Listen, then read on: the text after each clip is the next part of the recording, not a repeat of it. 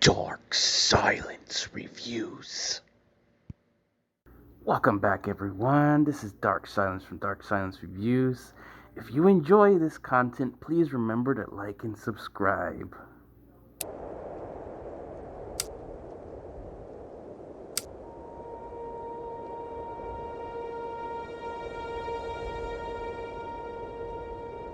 Once upon a time, there was a story told, a memory of our people, so often of old, with a start so promising we often recall, but sadly the ending, no guarantee of all. Thinking of happily ever after, a myth or just a dream, that life will bring us joy and love, or so it would seem, but no matter the ending, our memories will stay. So cherish the stories, and so let us pray.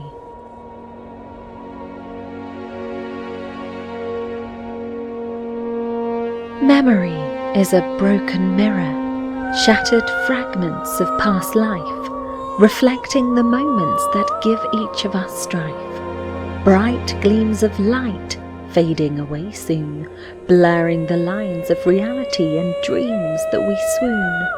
The harder we try to focus and to recall, the more the memories slip away and begin to fall.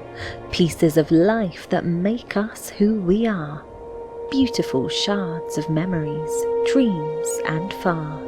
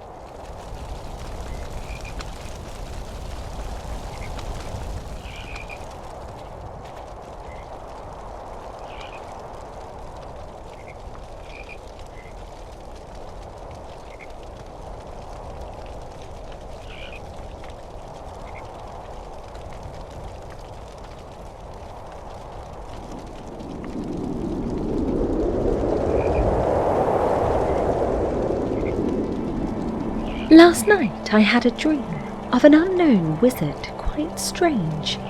He spoke in a language I'd never heard before, a single word that changed.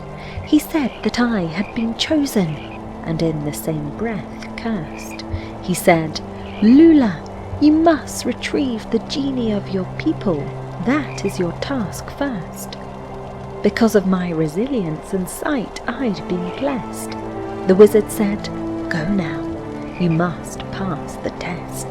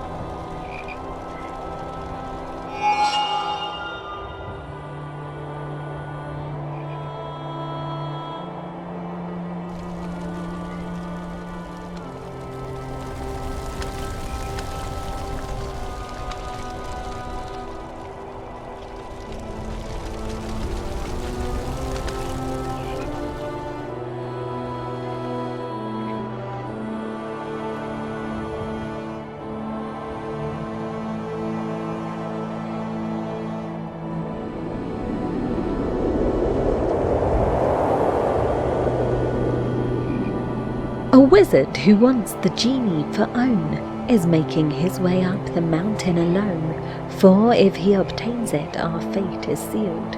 We'll never again choose our own path to yield, so we must beat him and learn the genie's use, lest we be further cursed and no longer choose.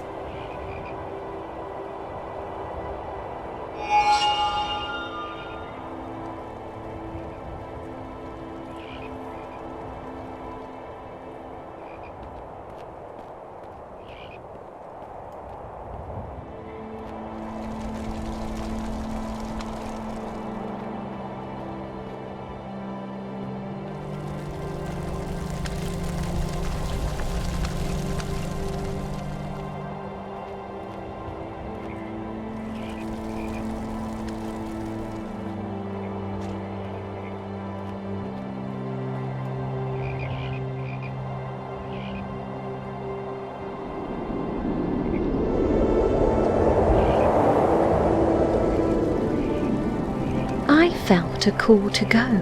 I had to answer it. So I set off. I could not linger a bit. Though the path may be long and the journey hard, I had no fear, for I knew I'd go far. Though I may walk alone, I knew I was not, for my guide unseen was never forgot. I knew I had a mission, a task I must do, and I knew it was my own, only I could pull through. The sun rose slowly, and the sky did light.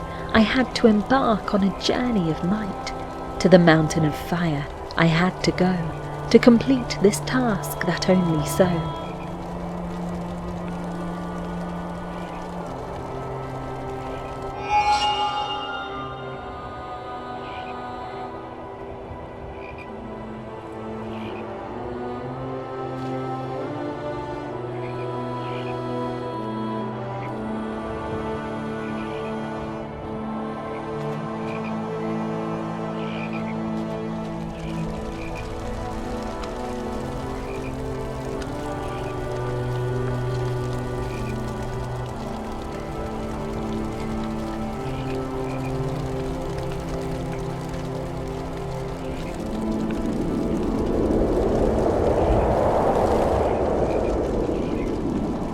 The genie once gave us choice and free will, but now no path is ours to fill. The shamans say that I'm a weaver and a walker, only I have that right to squawk her. We have hunters and fishers, collectors and keepers. In this village we are all equal seekers, but I have been blessed with a special fate. The shamans have granted me a different path to take.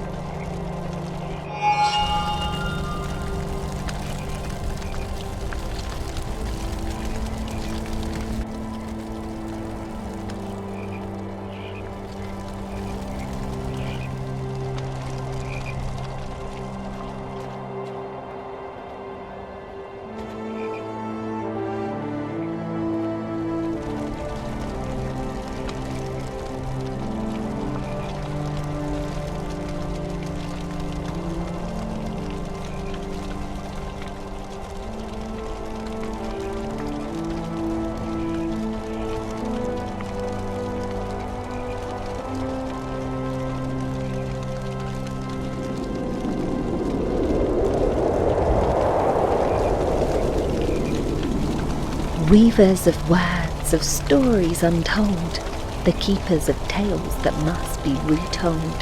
Poets and singers, their songs will resound, the warp and woof of our history found. Walkers of paths, the wanderers and dreamers, asking of questions, no fear of the unknown, searching for answers and seeking the light to brighten the corners of our minds so bright. No one has ever come back to the village. No one has ever looked back again. The weavers and walkers have gone far away. The stories and answers they'll never betray.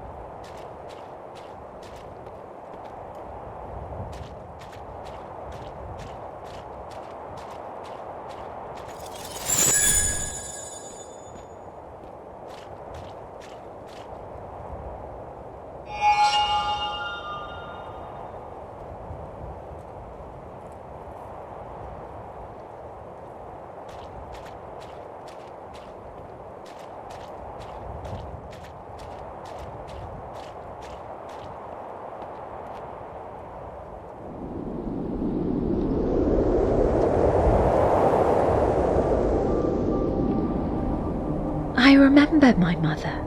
I recall her sweet face, though she had to leave me without even a trace. She was determined to find a way to break the spell. The genie's return was the only thing that could help. She was certain she was a weaver, not a walker that day, but the shamans had spoken and she had no say. So she left me in sorrow, her dreams unfulfilled. And I have dreamt of her ever since, and the village she left still.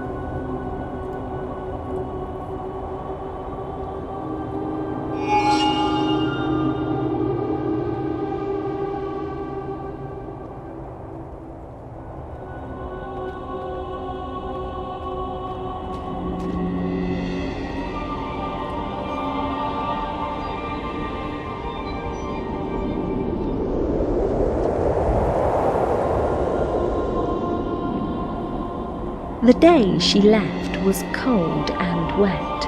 The tall grasses had not been met. In a black dress and hair of night, she waded out into the light. She gazed above into the sky. The wind made her look like a patch of summer high. Her arms were clutched to her chest.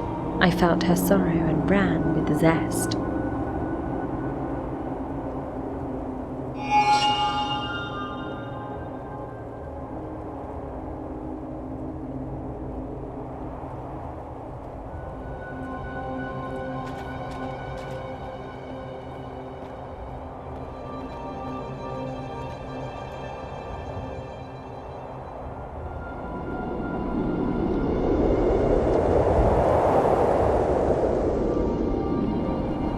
As I watched her go, I thought of tears and the words that we would never share, of a life that could have been, but was never meant to be there. The rain kept falling all around, but I was standing still in time, for I knew in my heart the longest goodbye was mine.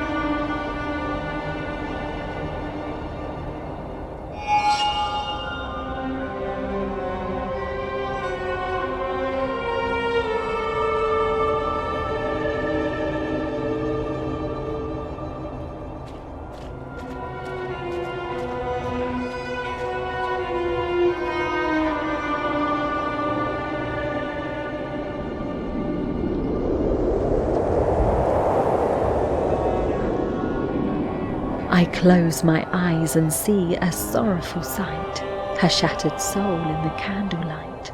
My father's heart deeply wounded and sore, his daughter's tears he can't ignore. I feel the urge to capture this scene through a painting of colour and sheen, but all I can do is run in the rain, feeling the drops like glass on my skin. I run to the shoreline and find my reprieve, where the sand, water and sky all weave a tapestry of solace and peace, where I can finally find my release.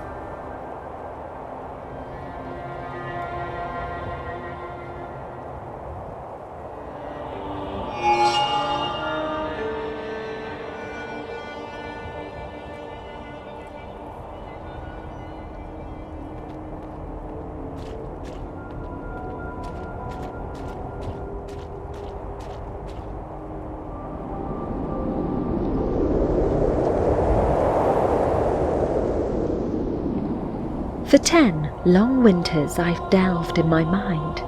Is life just a long goodbye? A bright spark of imperfection in a sea of nothing sublime? For this reason the shamans called her a walker, not a weaver of fate, for she had no answers, only questions, a journey of faith to take. A journey to find the genie, to fill her heart's cracked vessel, a path of mystery and wonder, an answer she must unravel.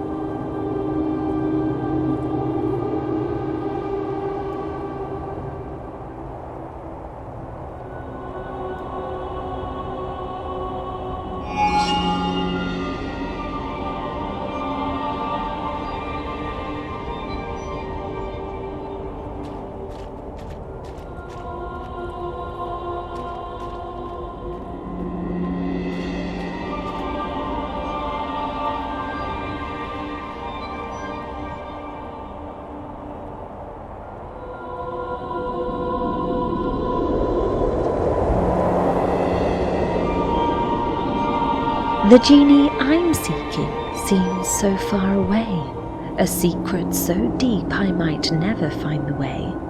What power could it hold? What difference could it make? Could it harbour the freedom it seems I must take? I worry I'm wrong, I worry I'm lost, but I'll keep on searching no matter the cost. The answer's so close yet so far away, I'm searching for the genie. Here I will stay.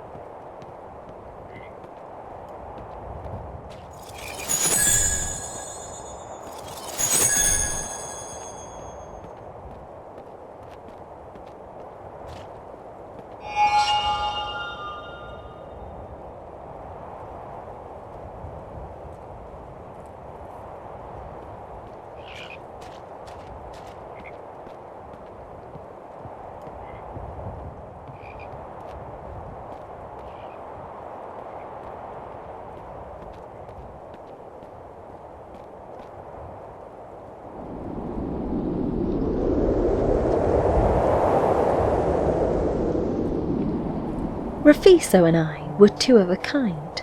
Our friendship was strong and our blissful love blind. We'd meet in the fields where the sky was so blue and run until dusk with no shoes on view. We'd return home for supper with feet quite a mess, and we knew that our friendship would stand the test. As we grew, our affections grew ever more strong. Our love for each other would last oh so long. We'd found our true halves, our one and only soul, the kind of love that would never grow old.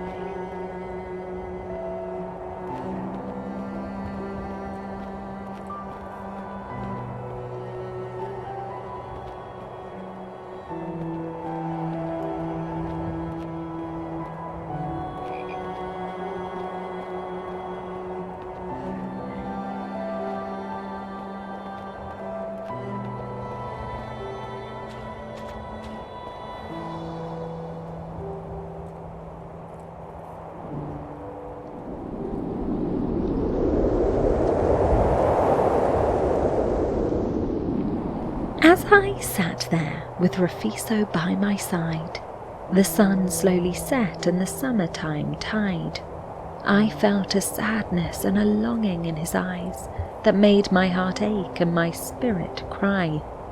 He held my hand and we watched the light. His face was solemn, his words so slight. He looked at me and kissed me on my head and said, "I have to go," my heart filled with dread.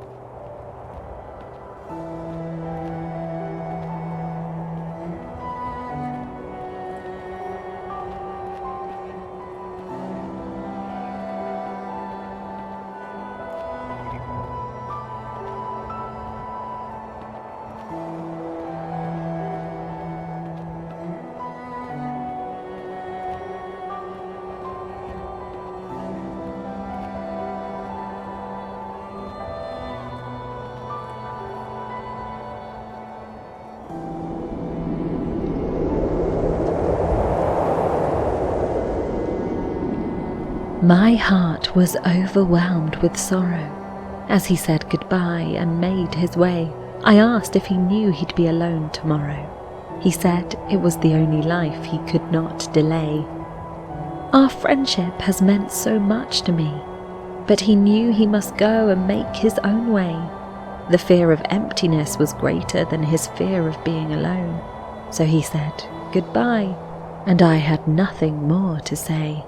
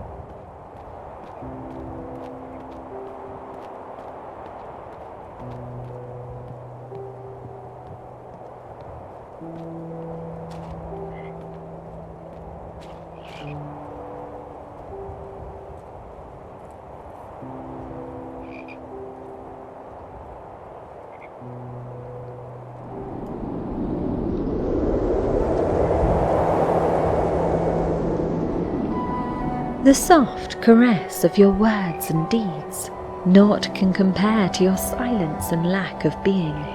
The jovial tones that filled the air as we lay upon the mossy ground, a flower placed in my hair. You admired your handiwork so fair, your platitudes so sweet, yet knowing that my love you'd never meet. Forever, you said, your breath upon my cheek, lying there in a bed of blooms so meek.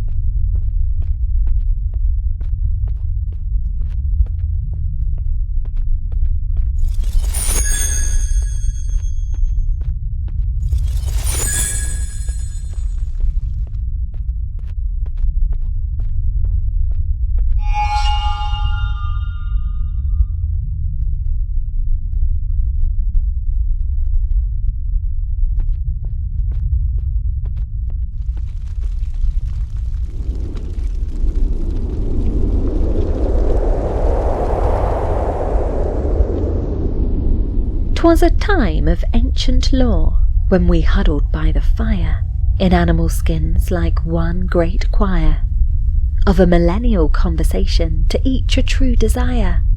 We sipped leaf wine and made a light, till fire opals gave us sight, salamanders writhing in the blaze. As fire snakes lazy ribbons gaze, a dream within a dream, a sight so grand, more beautiful than death or night's own command.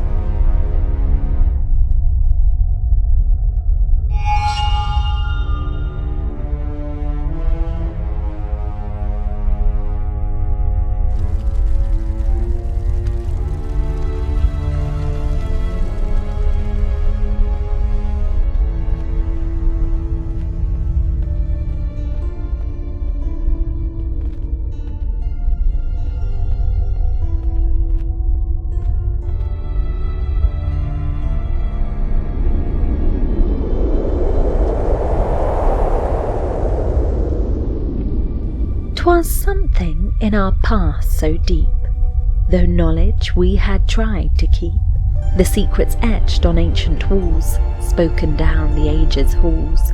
We'd grown complacent, blind and numb, the truth obscured, no longer to come. Or maybe nothing, just a dream, of minds that thought they were supreme. The drawings on the cave walls were no more than a child's doodles, nothing to explore.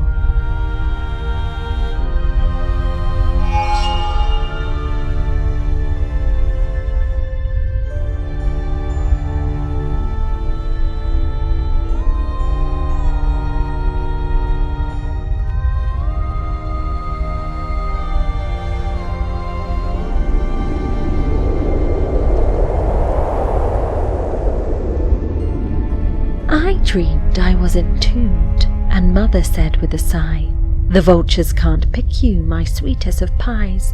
My love for you is so deep, I won't leave you in this heap. I'm here to clean the spaces of gold rings and bare knuckles. Fear not the worms, for in death we remain vermivorous. Fear not your languid spine, I'm here to make us both entwine. We'll be scarabs entwined in this tomb, side by side, till the end of time."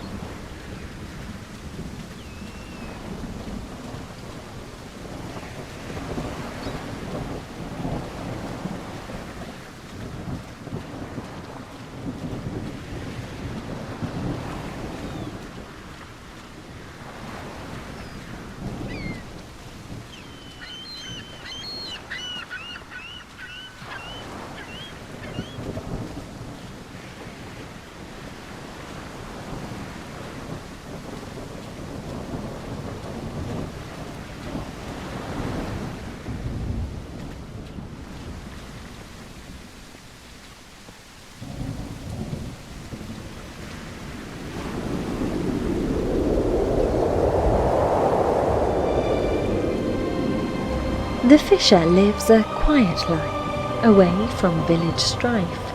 On the shore of the sea he does dwell, in a simple hut he built himself. His skin is brown from the sun, his clothes are nearly done. His hair and beard are long and unkempt, as if never cut or combed once in his life. He spends his days fishing away, casting his line in the bay. He's a man of solitude and peace, living in nature's embrace.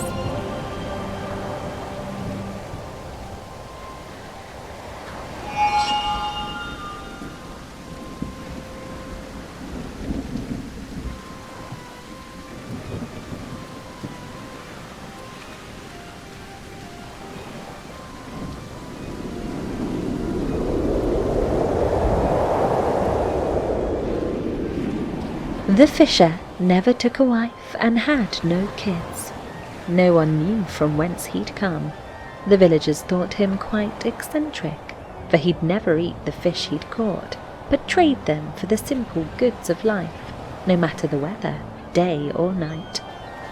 I once saw him pick a grasshopper from a reed. He held it gently in his hand like a precious seed, dabbed it with a bit of honey wild he'd gathered, and ate it whole, not a single thing he'd squandered.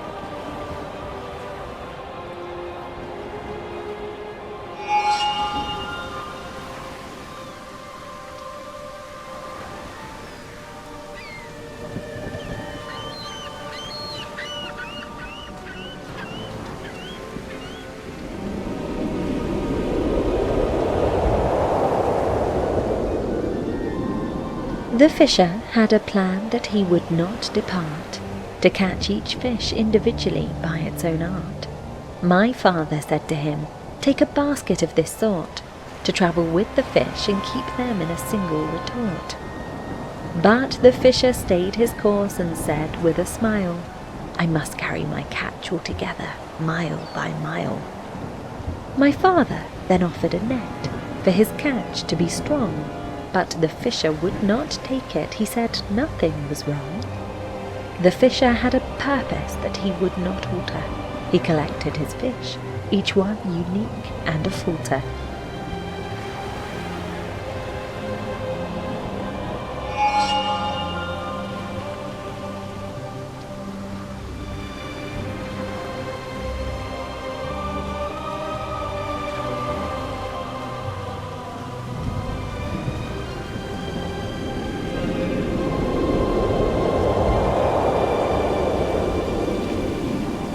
I sat and watched the fisher quite still, his eyes on the skies without a thrill. He asked me why I had no shoes. I asked him why he had no too. He said he had no need to wear.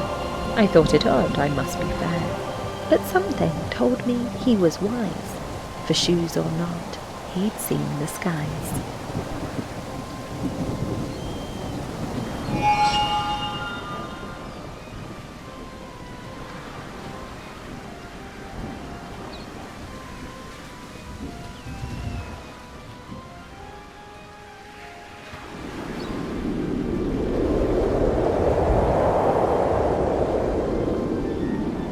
A hermit half mad, so they say, who runs with wild abandon each day.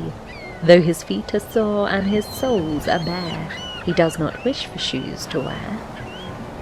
He likes to feel the earth beneath, to feel each moment in life to breathe. Though it's hard and rough, it's something dear, for that is why he chooses to go without shoes here.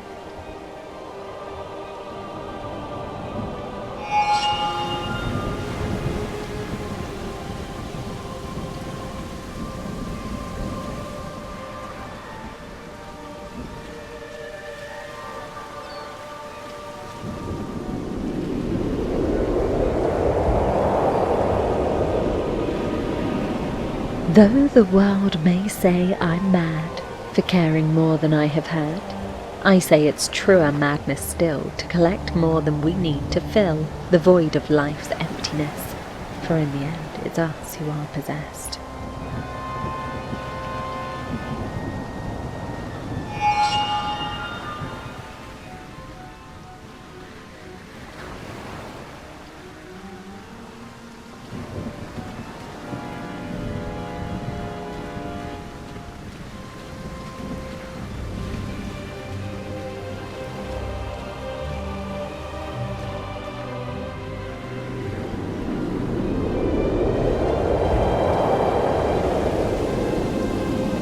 Riddle me this of what I speak, a tale of a king and a fish so meek. The king with his wealth had no peace of mind. The fish without it could still be kind. The moral of this I'm sure you can see. It's not the things that you possess that set you free.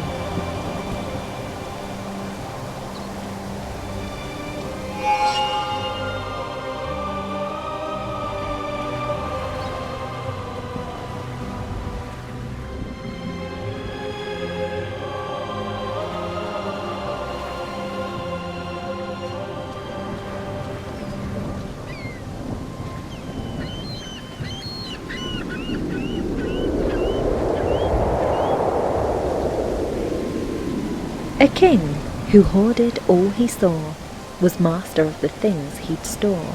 He gathered riches, yet his need increasingly he'd want for more.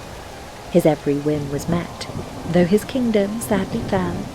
The more he gained, the more he'd jealously hoard. His wife and son neglected, he'd pile up his wealth in a chamber sealed away by a key. A son so young and filled with glee found the key to set him free from the chamber of his dad. The door he opened, delighted and glad.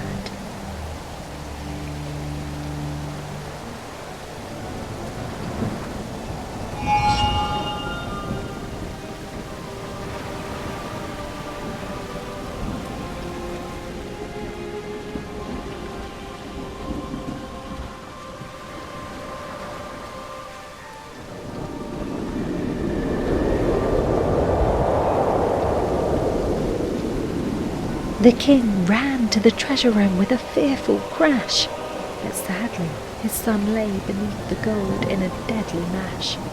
He dug with might and main, but his efforts were in vain, for his only son was now lost, and his love too late he did gain. He had collected things of wealth, but the only thing that mattered was gone, and the king in grief and sorrow wept for what he had done.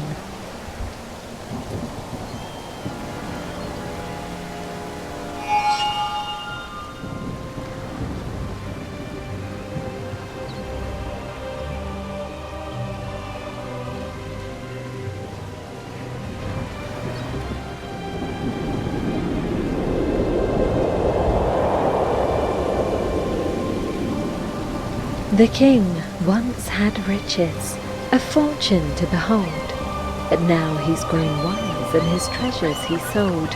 He gave away all that was his to the poor, and he set out alone to live without more. Was this mad fisher once a king? I found it hard to believe, but he said, "Lula, wisdom comes at a cost, and it's not easy to retrieve." He had a saying to share, "It's wisdom the owl does bring. The wings of knowledge only stretch at twilight's ring."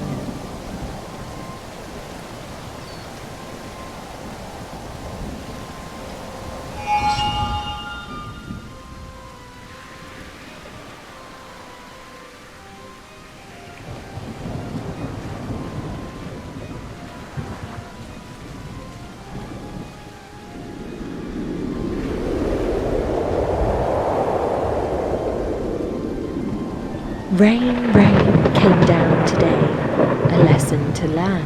That much I say, the time to change I can't deny, but only if I choose to try. Hope is seen in the darkest skies, a chance to change our destiny lies. A rumble of thunder, a sudden surprise, reminds me of hope and its sweet surprise.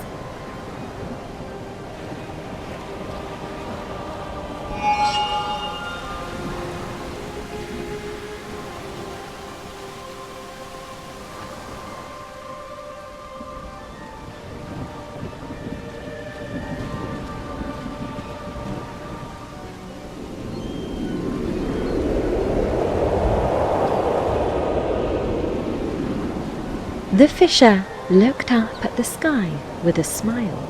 His wild eyes spoke wisdom, and I saw it too. He said, "Lula, seek the middle way.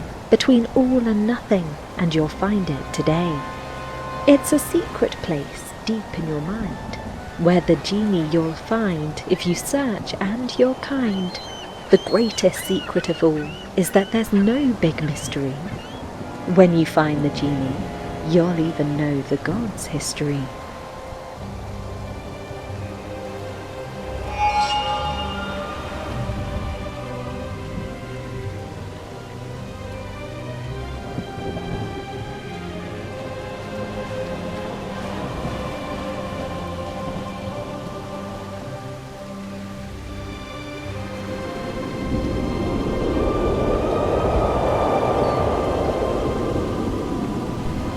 A madman spoke of a genie.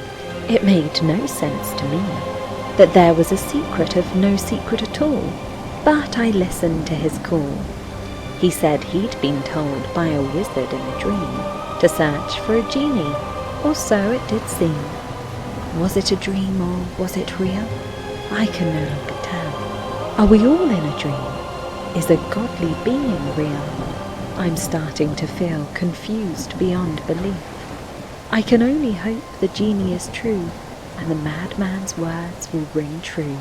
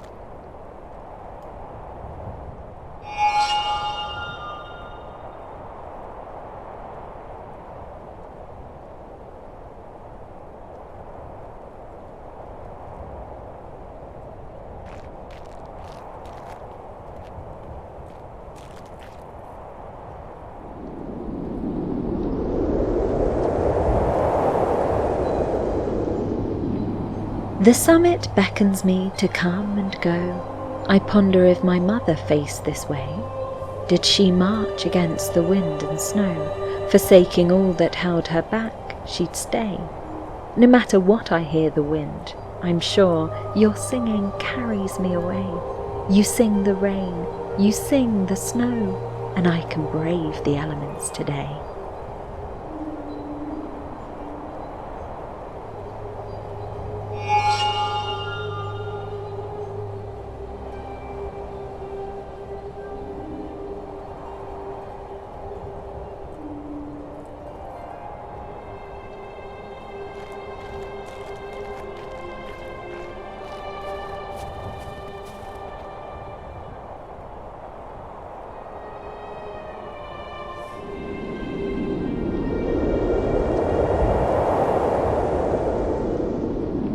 Your beauty so fair, my heart so aware of a love that I feel so close and sincere.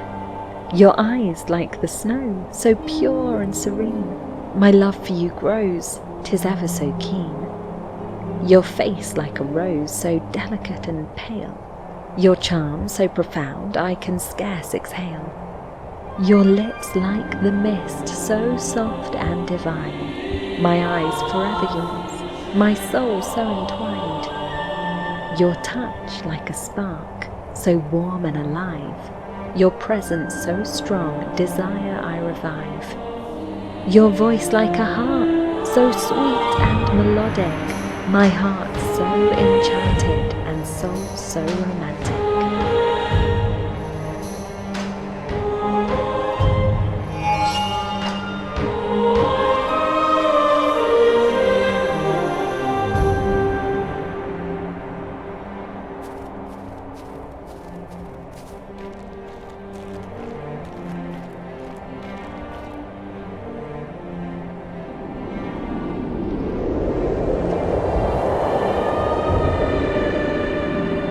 The chill of winter comes so strong, it brings the pale promise of hope so long. Though summer's end may seem so wrong, it's a sign of new life to come along. Though the green of summer's quickly gone, we'll brave the cold and stay strong. Though spring will bring no promise of return, we'll remember the warmth in our hearts to learn. Though summer may have sworn no reprieve, we'll still sing, trusting in what we believe.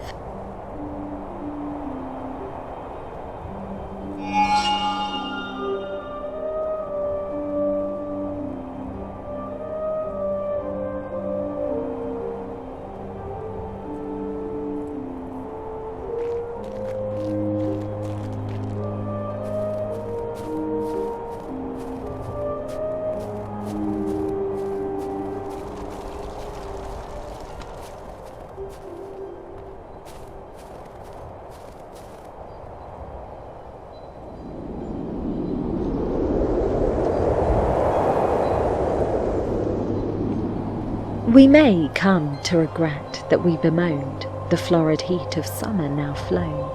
As the new grass lights the air with a gleam, we hear the promise of spring in the stream. Winter groans in the sheets of ice and snow, our mittened hands cupped against the cold. We sing of life, of hope that will grow, and meadowed birds join in our song of old.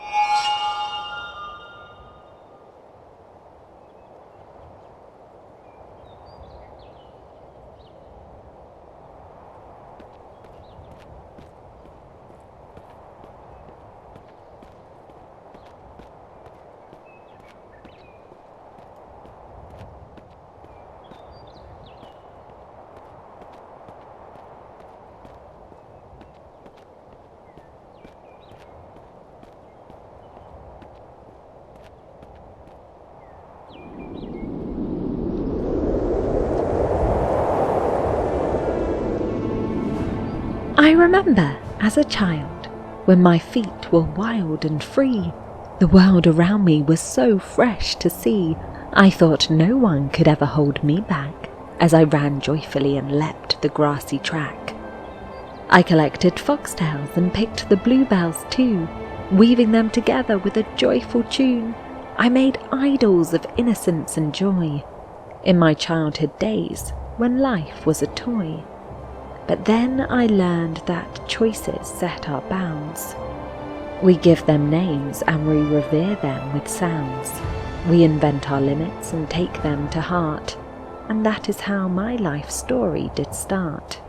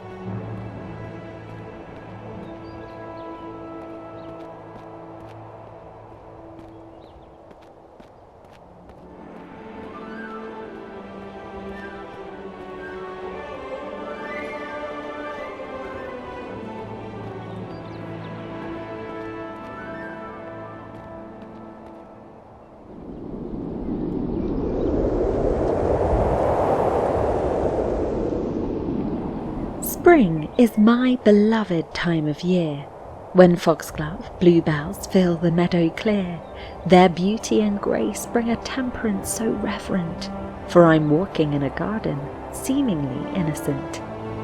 Though we know this story of innocence will not last, still spring holds me, and nothing can surpass. Her sanguine nights come alive with hopeful expectation, a dormant beauty with thunders of reticence and elation.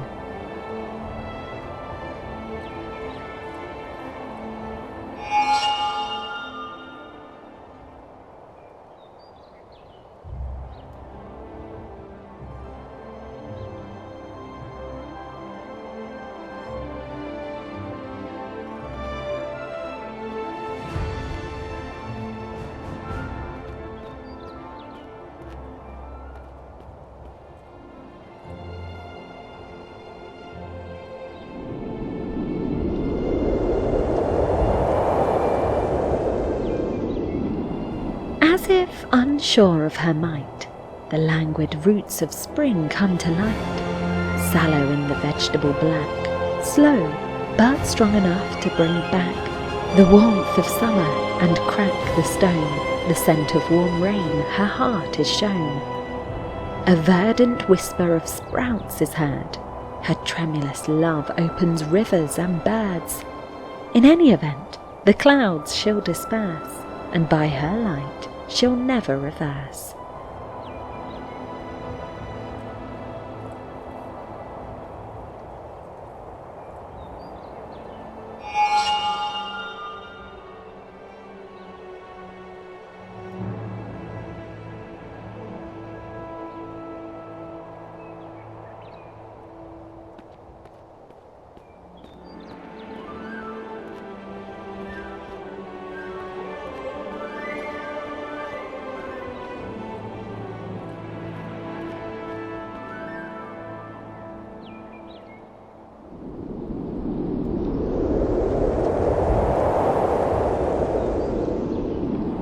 The winter we had waited, so anxious and tense, for spring's sweet fragrances to break the frost's offence.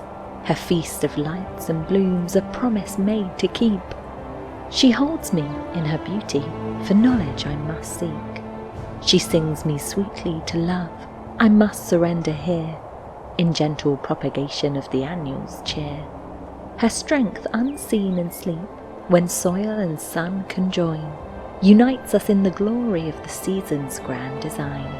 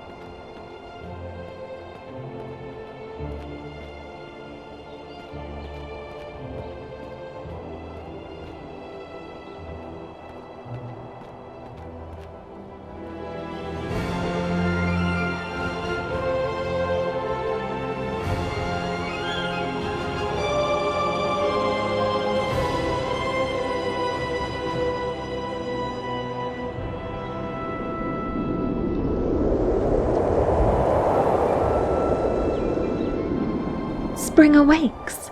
To me she brings a brilliant light and joy that sings. When rain descends, the world's alive, new life to us by nature's drive. When she dreams, she casts away the darkness and the rot of day. When she sings, her voice divine colours my world so sweet and fine. When she rises, in me she wakes, the sky anew my soul she makes.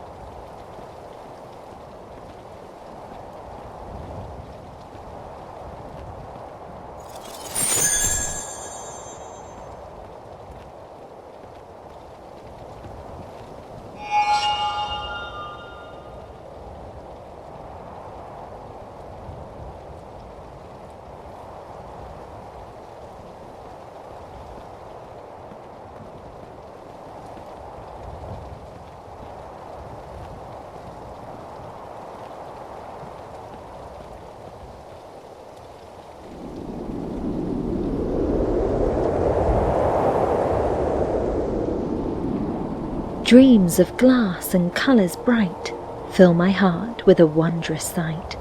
The potter's shop is a prism of light, sparkling gems of colour and sight.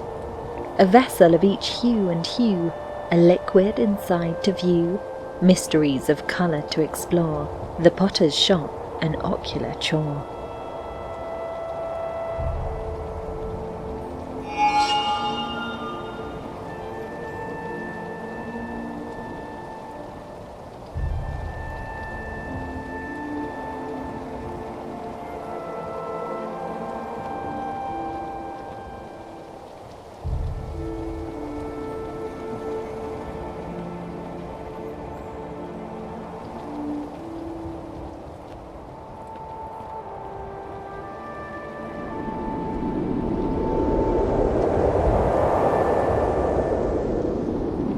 Sapphire phylacteries and emerald filters, ruby crucibles and cobalt crucifers, all connected with glass tubes in a maze that was a sight to amaze.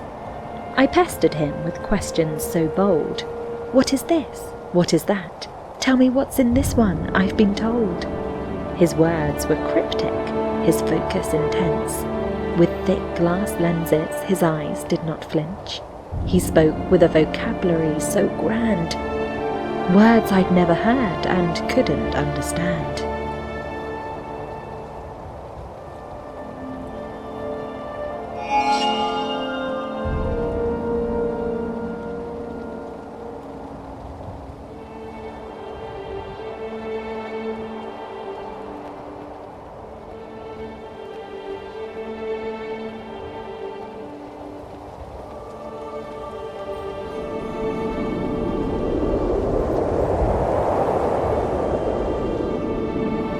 Philosophia, a word I recall. He said it meant love of knowledge for all. A thick square bottle of sky blue he picked up. Peering through it, his thoughts began to set up. Dreams are gods of memory, he did say. Whispers of our world along the way. In a jar stood a liquid dark as night, darker than stars without any light.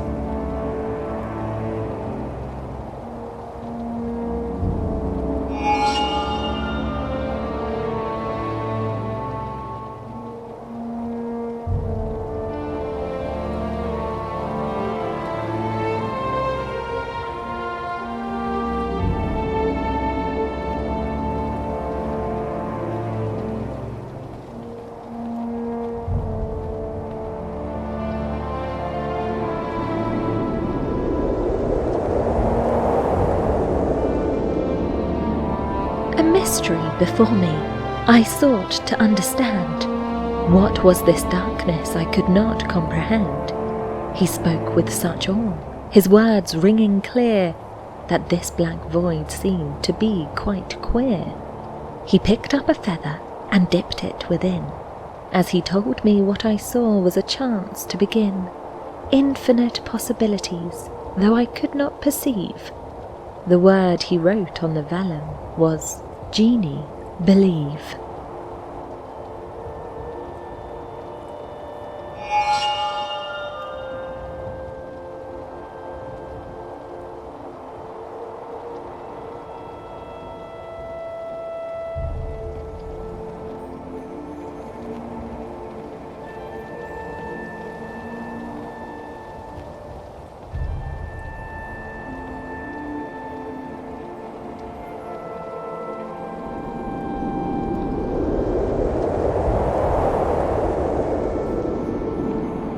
I awoke in the morning light. The sun was shining brightly. I pondered the genie and his word of the night.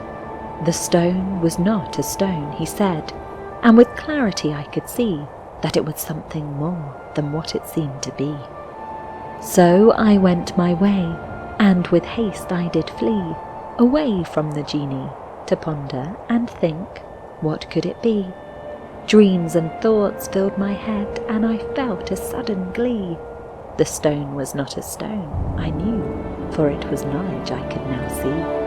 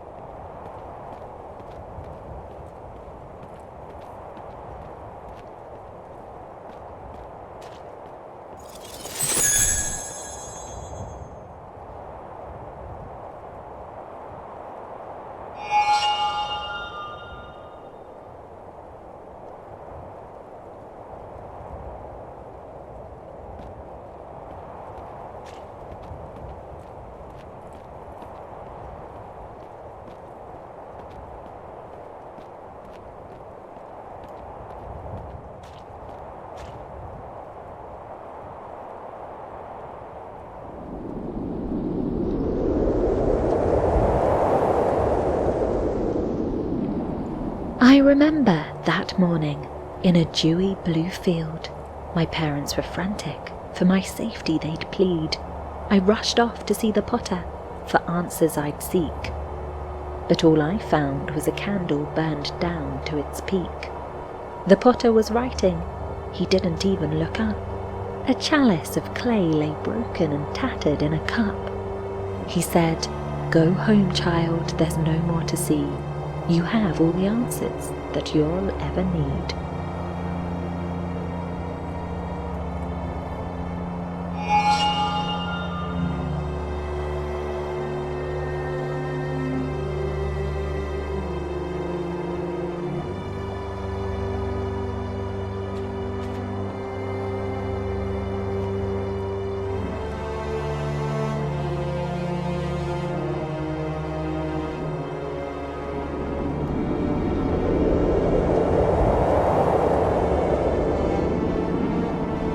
My father weaves with words of old, for tales of our kin to unfold.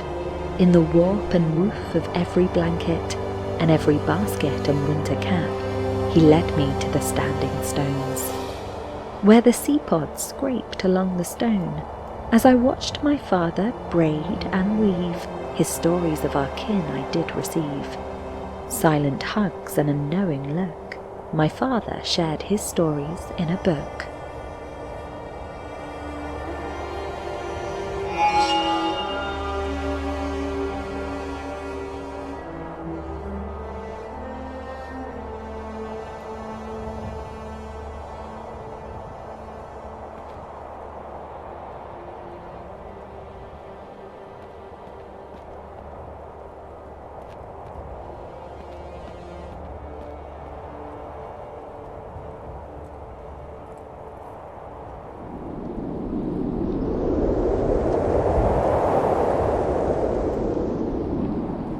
"Do you know why you are special, Lula?"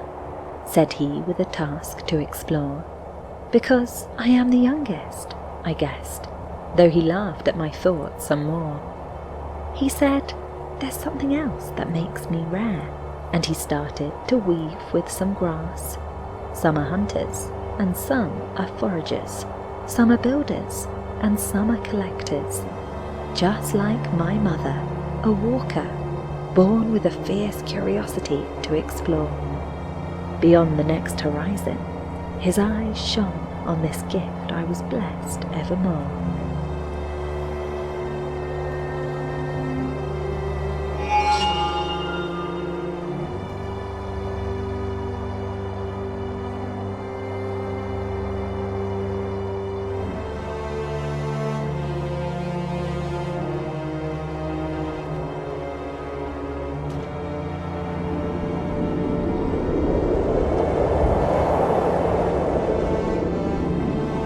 He paused and looked at me, his eyes so full of pride, and spoke these words of wisdom that I still keep inside. "You are unique, and something more, a weaver and a walker. Your destiny to make and create, a maker of your own maker." He then gave me a grass bracelet and a knowing look, as a reminder of the hidden depths that lay beneath the nook. Almost nothing is as it appears. So much more lies beneath, history and secrets, each one a part of the whole beneath.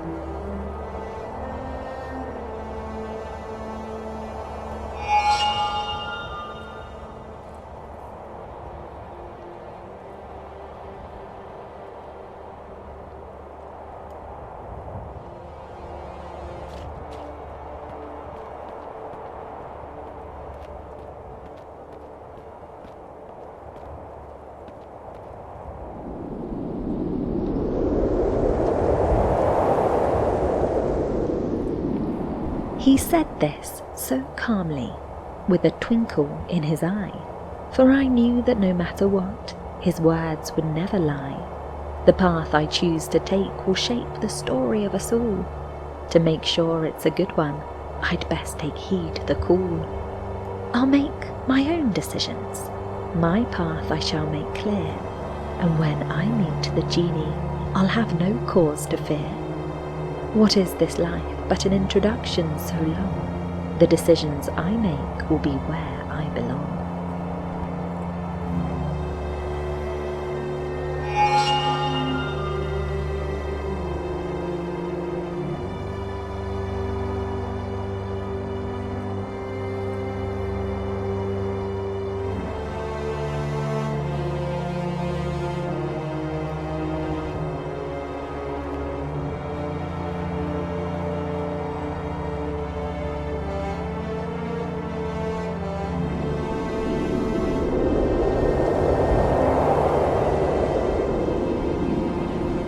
My father spoke of a genie long ago that was said to bring sweet fortune and woe. My mother, she heard of the story too, and soon she was searching for it, it's true. She longed to be a weaver, not a walker, but could find no way to become the talker. Feeling sad, she left one day to find the genie on her way. Did she find what she was looking for? Did the genie bring her a new life to explore? We'll never know until she returns, but I'm sure she found the genie's magical yearns.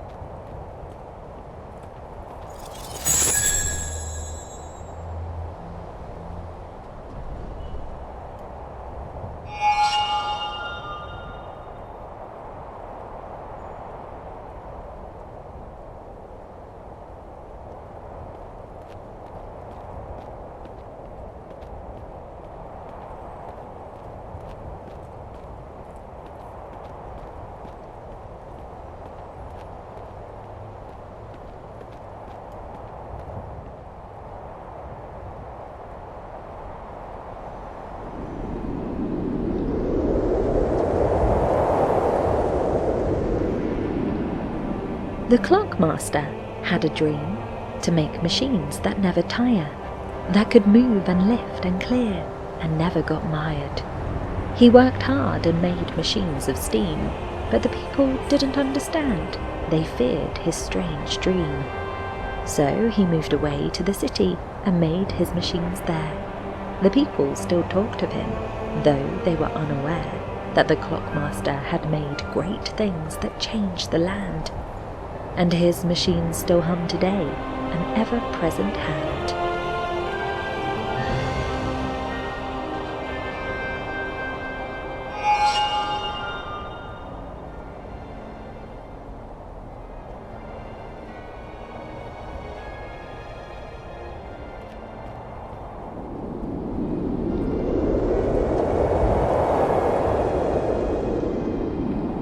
He caught me playing by the wheel and sat me down on a metal stub.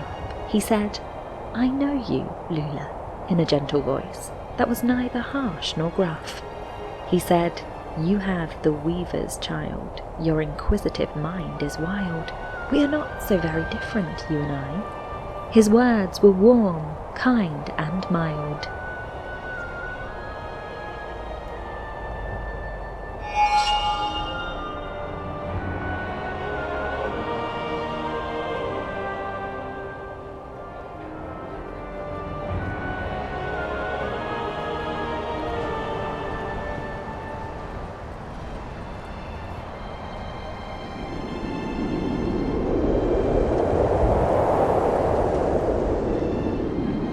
The people may say he's insane. They fear his contraptions, though they can't explain. He furrows his brow, his gaze to the town, where people go about their day up and down. In a hushed voice he says, with a smirk, what they really dread is the truth to uncover. The truth of who they really are. That knowledge deep down they would never dare. The machine nearby stops, curiosity in its eyes, as it looks upon them, as if to realize.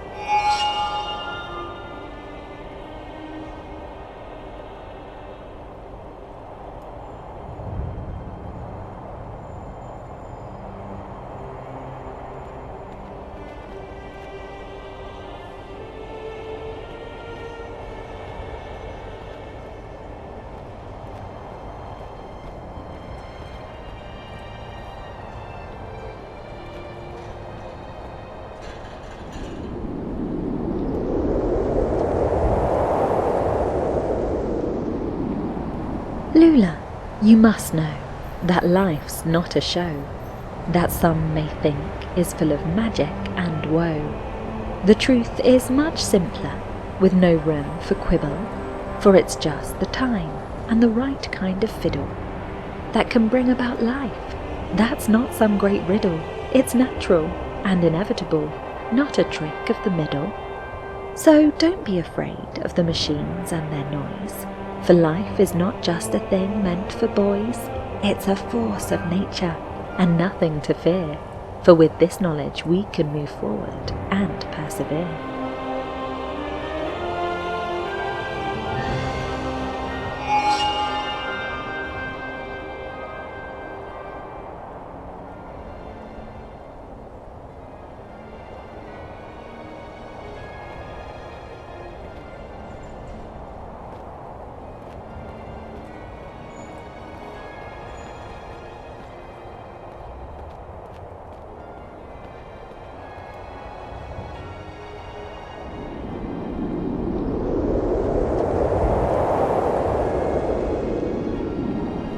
What they really fear, in the face of their reflection, is the thought that they too are a machine's conception. Though they think they are free, they are no more than a rat, unable to break out of their life's maze-like trap. He sighed, and then said as he walked away, "Lula, now go, machines need work today." He looked back and said with a voice so wise, "Stay curious, Lula, and open your eyes. Explore and find the genie and never give in. Question it all, the power is within."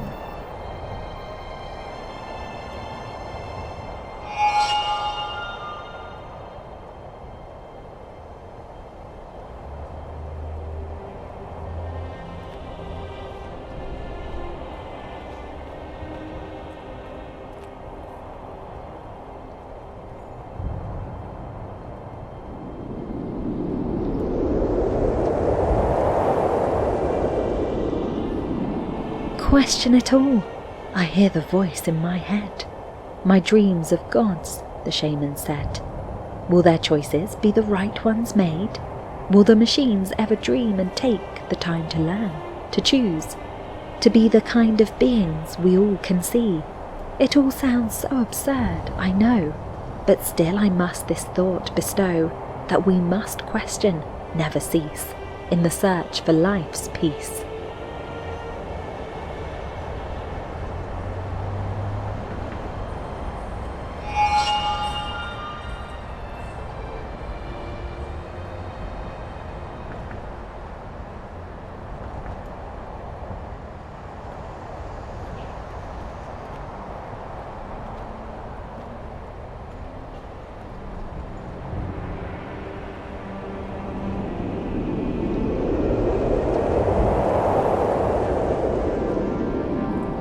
Perhaps the clockmaster was mad, 'tis true.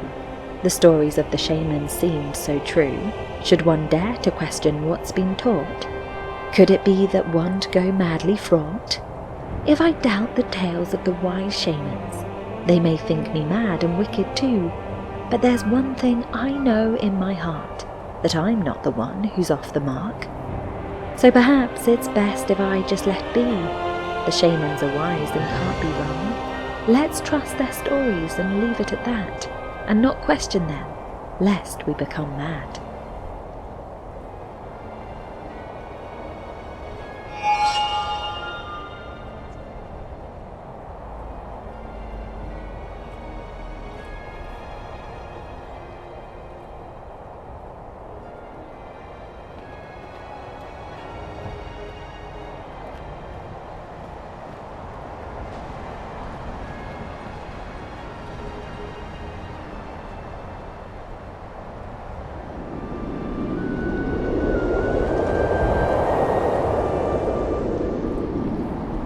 I dreamt of a carnival so bright it came to our village one night. The storm clouds loomed and winds did blow, tents and streamers to and fro. The hawker in his top hat cried, "Come one, come all and decide, adventures or horrors you shall find, a game for $70, yours to bind." The people, with eyes so wide and blank, filled in slowly with no rank, they came to the tent of mystery, to test their wits and guile, you see.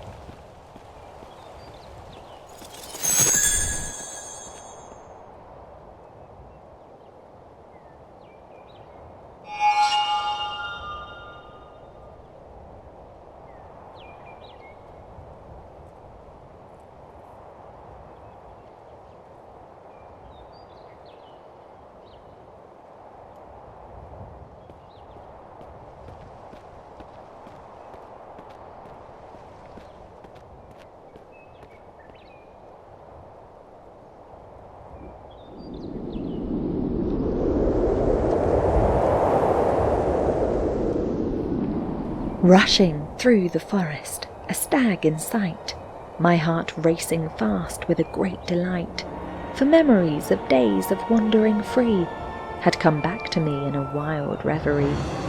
The scent of the green so fresh in the air, the singing of birds, I could not help but stare, when, round the corner, a crashing sound, a stag was there, fleet-footed I found.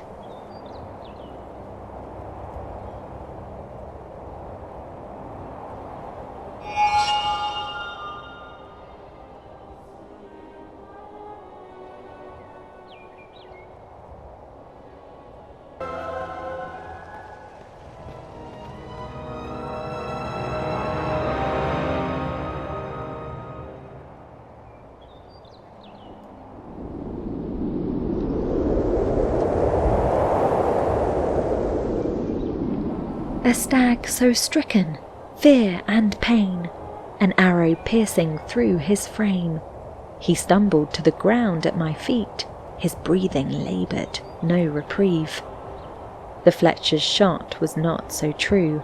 How far had he before he fell, his chest now heaving, fighting death? How long before his last breath?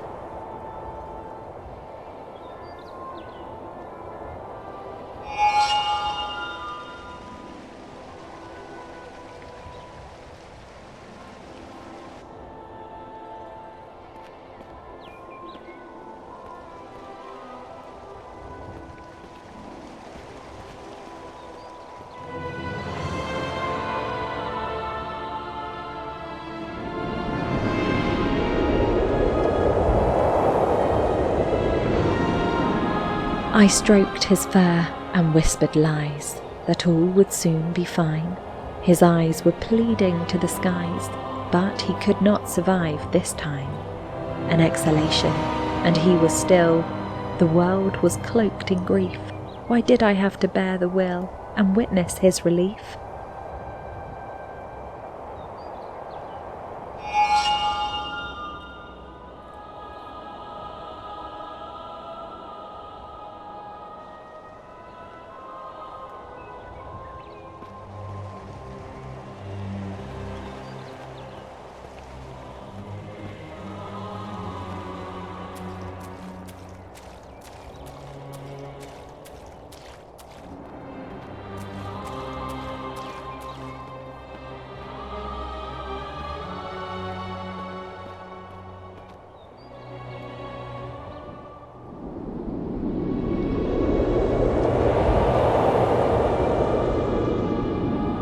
I have held the dying in my arms, so frail and pale, their eyes so dim, no more their tale. My faith in fate, it had been shattered. No gods, no heaven, no afterlife mattered. The shamans had lied to make us content. No divine power to make us repent. My broken heart, it could not mend. The pain of life, it would never end.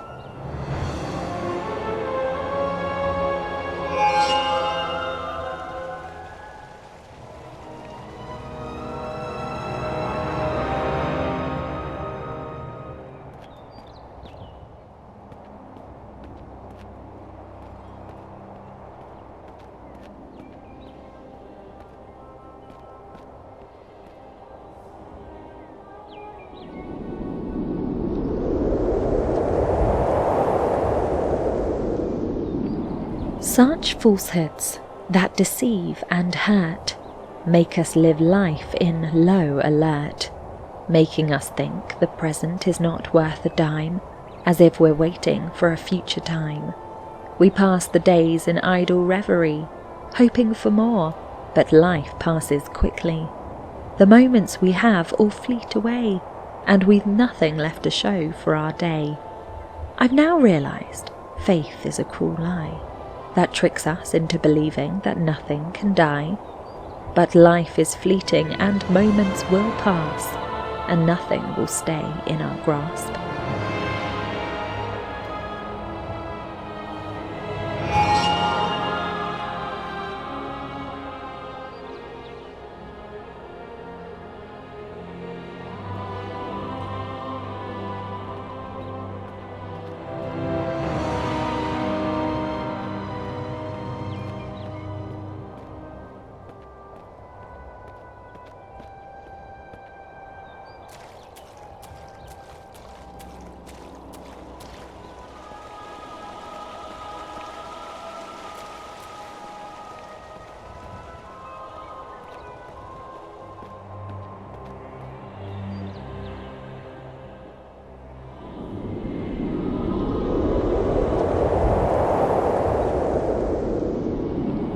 The world may be broken, but still they persist. Their minds are closed and empty, not knowing what they miss. No truth can touch them, though it's right before their eyes. They wander through life, believing their own lies. For they fear death, knowing of its certain end. The truth they deny, a journey they pretend. Without knowledge, they wander through life in a daze. Loving themselves, they wander in a maze.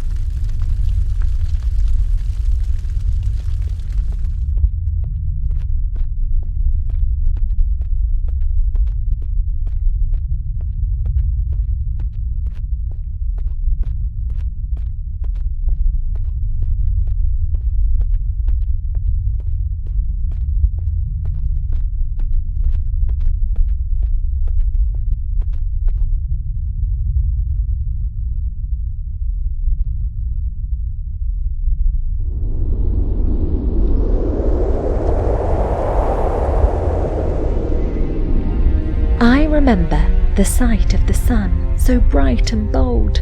As I stepped out of the dark and into the cold, the sky was so vast with no bounds in sight, a world of pure bliss with clear blue so bright. We trod on the land with pelts to keep warm, our senses alive, so much to explore. The smoke rose around us in plumes so high, like inky rivers flowing to the sky.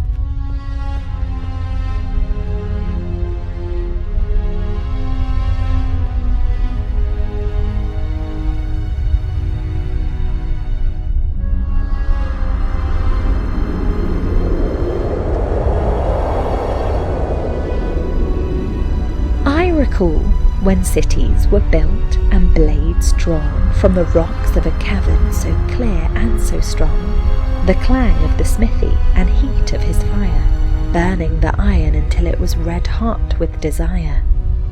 The eyes of those around, black and so deep, were filled with knowledge they'd gathered in heaps, from the rain of the spring that shaped their domain, and filled their lands with a mud that was so plain.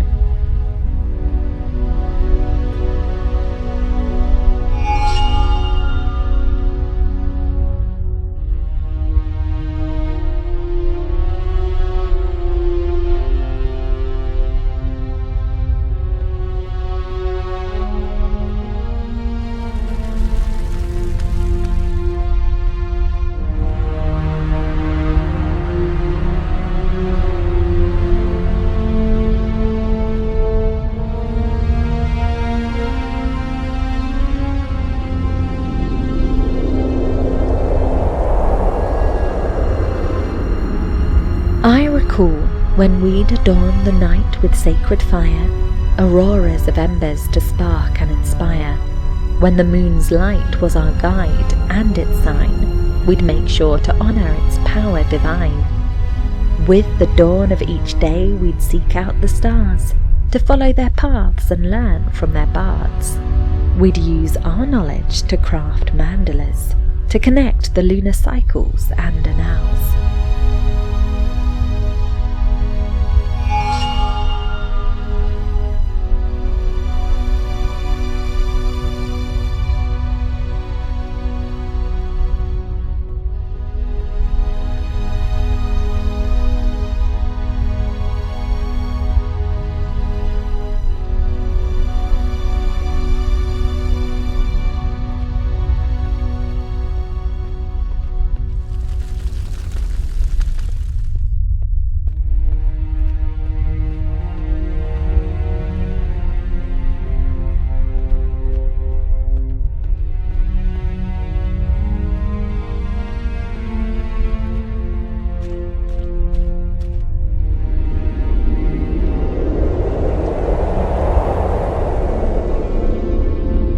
I recall the prayers of loyal steeds, on marble cut with blood-filled creeds, the scent of stallions hot and sweaty, with madness wild and manes so netty. We crushed the grass and did not care, our fear seen in angel bones we'd tear. The wind was strict and had its way, it brought us rules, no time to play.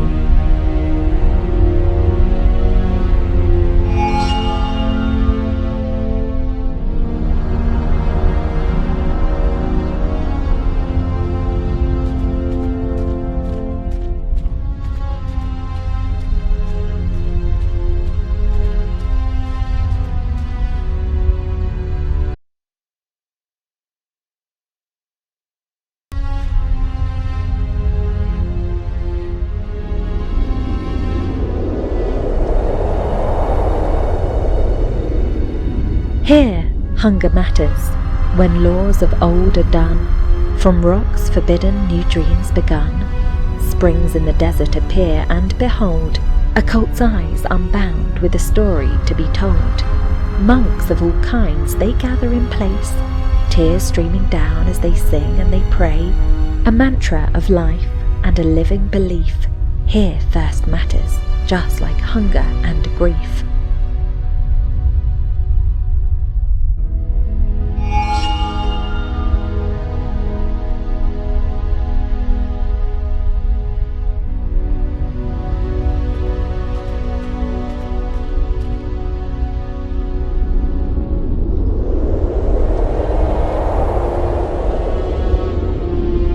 The city's once bright streets were now a cesspit of disease. All its golden walls now cracked and split with ease. The roads were made of tar, no bread to eat. Mustard weeds trampled down by the elite's fleet. Armoured locusts, beetles and mantids that prey. Assaults of terror, bronze and dismay. The military parading in cloven hooves.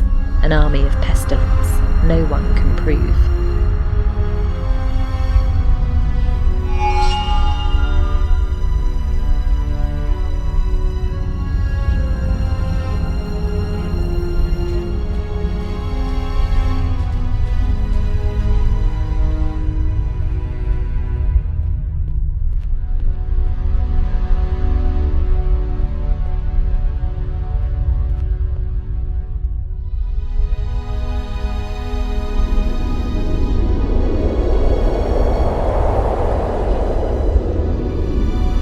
This weary dirt, we came to seek relief from disobedience.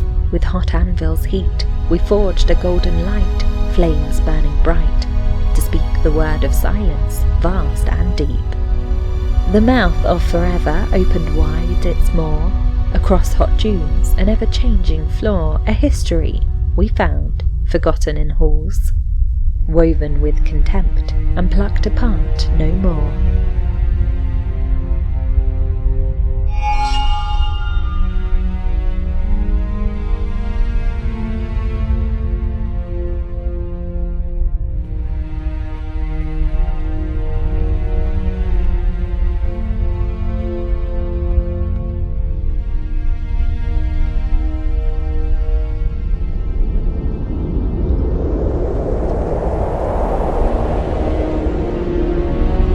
A stone is history, from the cool shade of palms, from old men's whispers, stories of outlanders. We have our roots of mud and blood, memories of blue marches, swaying grasses, a floral abundance like a vivid mass.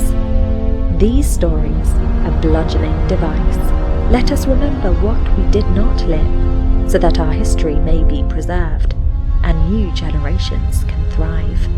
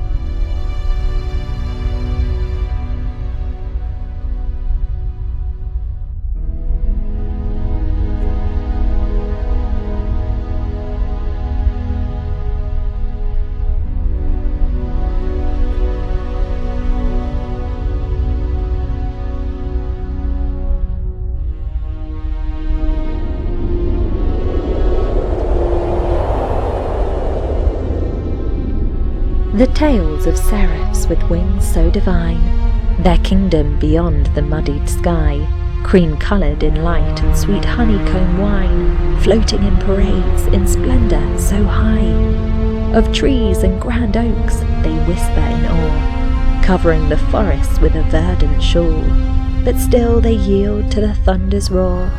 hoping in the sun's golden rays they'll scrawl.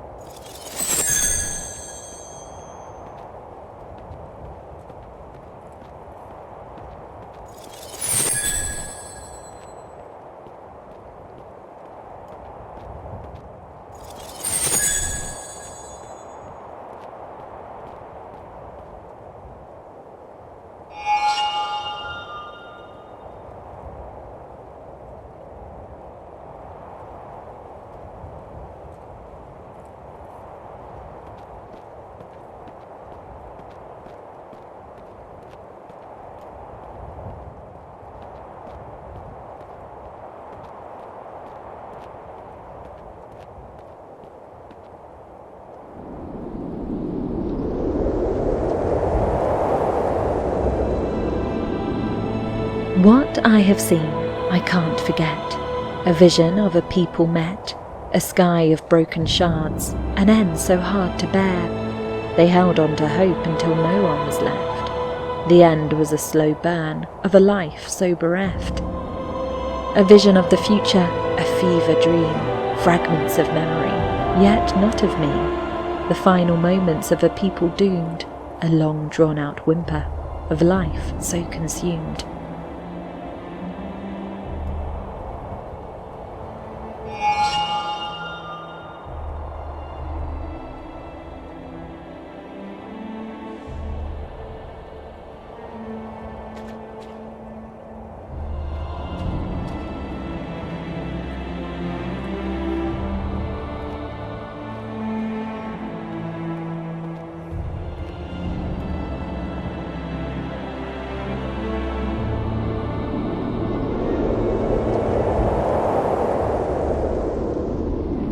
I saw fields of death, a merciless sight, flags of fire burning bright, millions of souls all gathered round, kneeling, praying without a sound. Hope that blinded, made them blind to the truth they couldn't find. A young mother looking up, trying to shield her infant from the cup.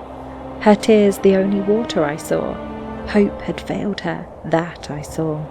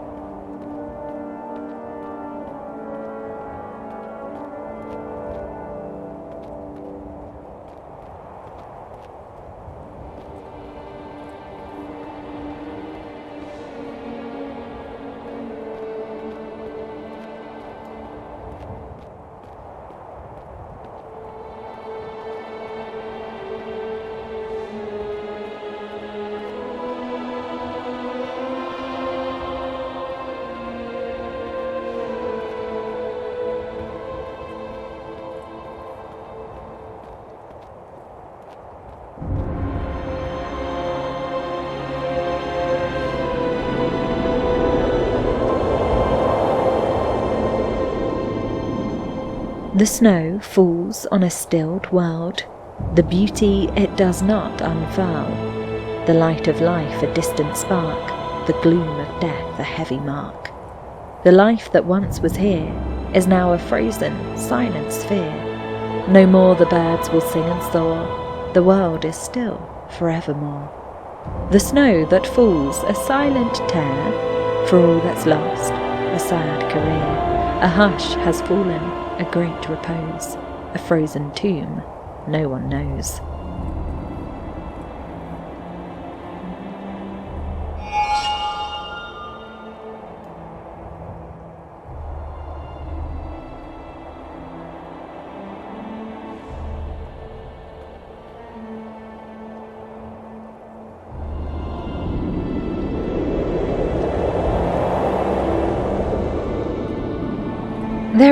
No greater love than to be remembered, a gift that can bring us near eternity.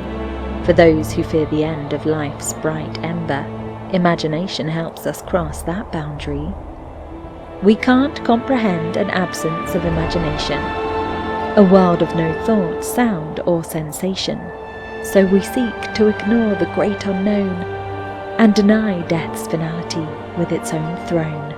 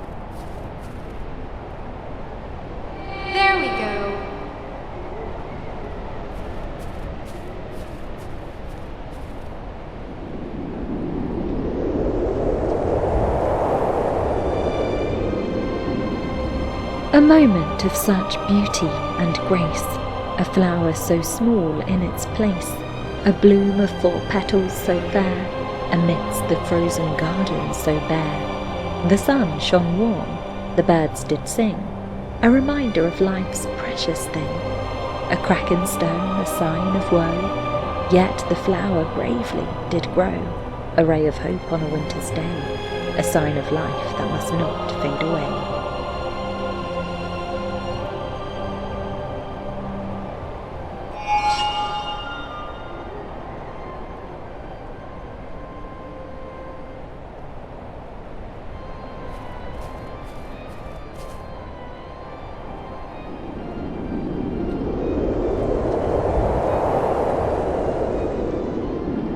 Kneeling by a snow-white flower, I paused in awe, astounded by its power.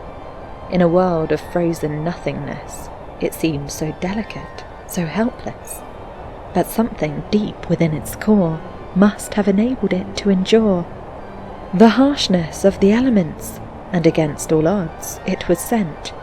It's not a trick of some mysterious fate, but a fortunate incident of nature's state. Like life itself, it's not quite magical, but wonderful nonetheless that it's here at all.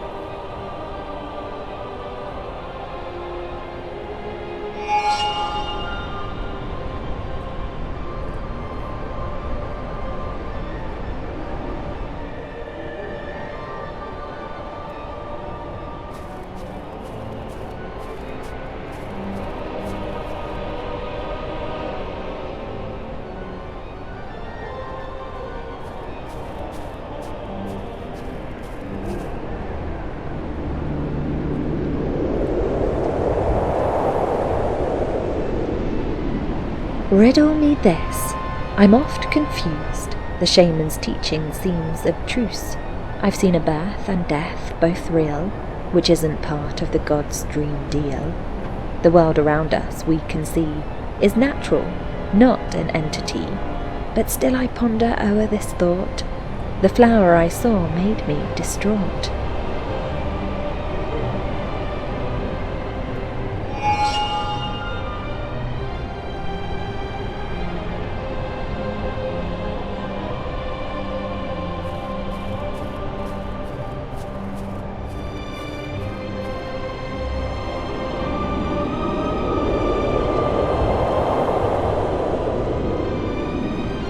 My thoughts I dare not share. They say I'm wrong, for to challenge their shamans is not strong. They'd think I had lost sight of the divine, and that reverence towards life I do not find. But I do seek the beauty of a flower so small, that amidst a garden freezes and yet stands tall, a sign of life that I can clearly see. It's a profound reverence I wholeheartedly feel.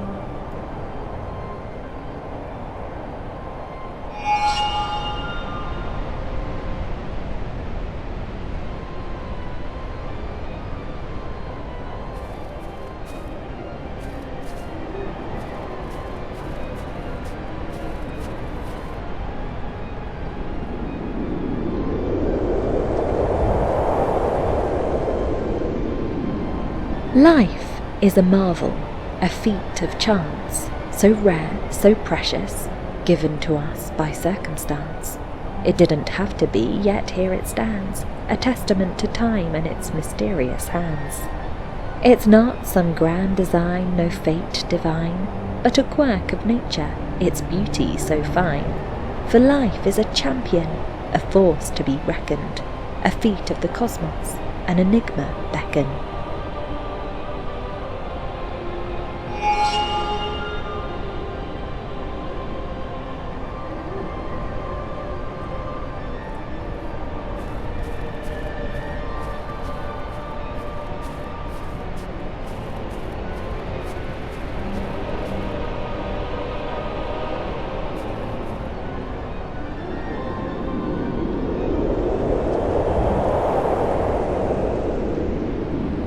Tucked between two realms of emptiness so grand, a brief shining moment here to take a stand.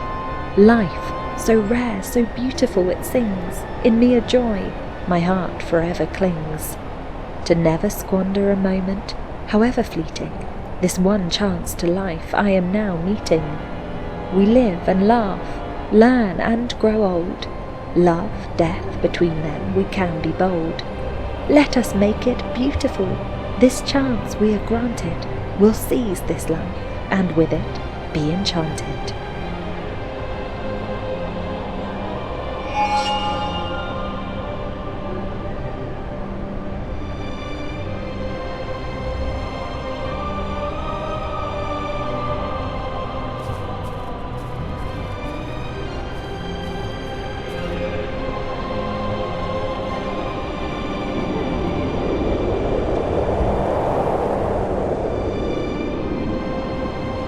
Though storms may assail and darkness consume, I do not despair. My fate is determined, and I will go where I'm steered. Though I may not know what I'll find at the end of my road, I know that I've lived, and that is my gift bestowed. Through pain, sorrow and joy I have lived life to the hilt. I have loved and I've laughed. I have given and been split. Though the end may be near, I shall not rue the day, for I've had this one chance to live life my own way.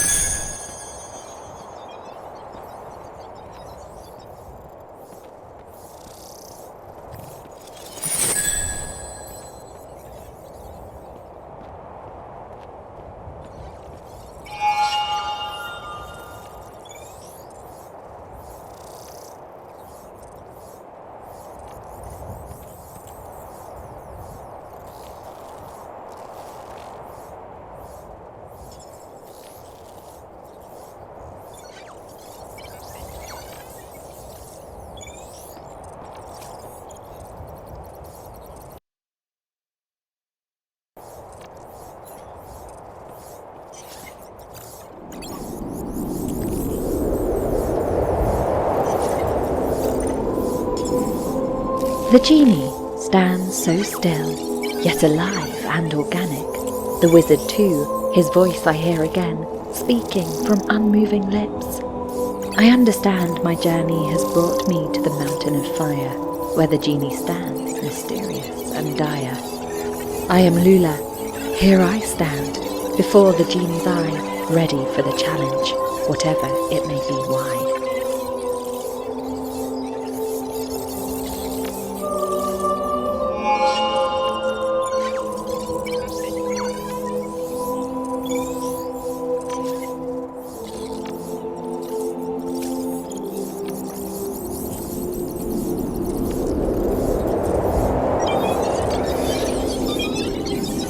In facing the shadows of your soul, you have found strength, found hope and grown. The answers you sought, they're in you whole. And you've gathered all the shards, now you're not alone. The wizard who sought to bring you down is still wandering on a longer road. He thought it was easy, but he's been found. And now you can touch the genie, your program has been foretold.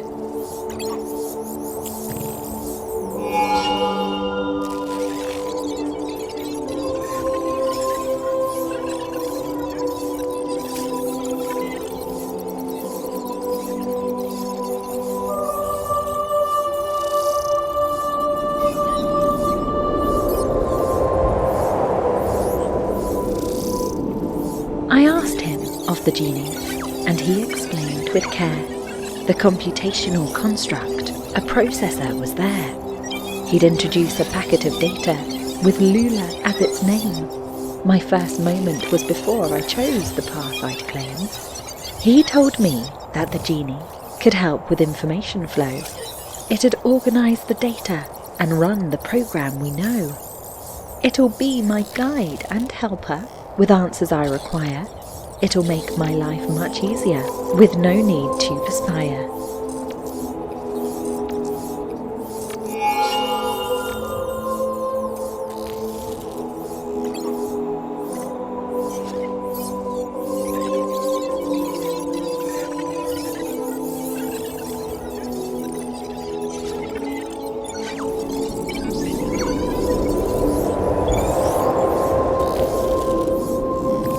Lula heard the words of the sage, that she had the power that could engage to create a world of her own will that would manifest with a touch of a seal. Her mother and father, and Rafiso too, would be in the world that she'd make anew. She'd lay her hand on the genie and decide what would be real, and the program would abide. Back to your home, your village so true. Your mother and father are waiting for you. A program is set to run endlessly. The joy of reuniting will bring you glee.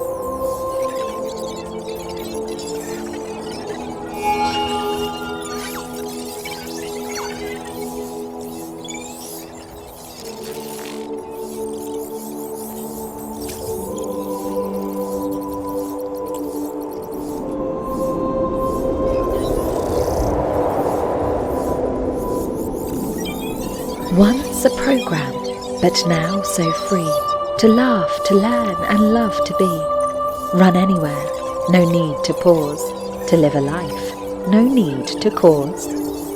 The other wizard will be gone, verify the bug and move on. Thankful for the journey here, no more thoughts of fear, my dear.